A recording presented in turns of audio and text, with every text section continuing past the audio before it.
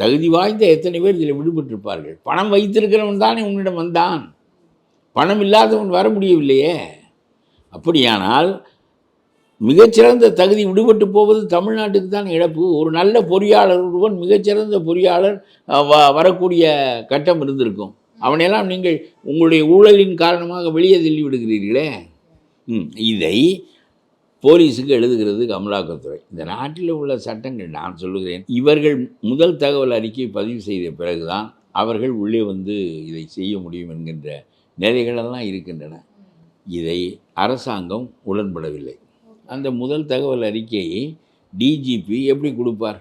DGP அந்த இடத்துல இருக்க வேண்டுமென்றால் இவர்கள் சொல்வதற்கு ஆட வேண்டும்.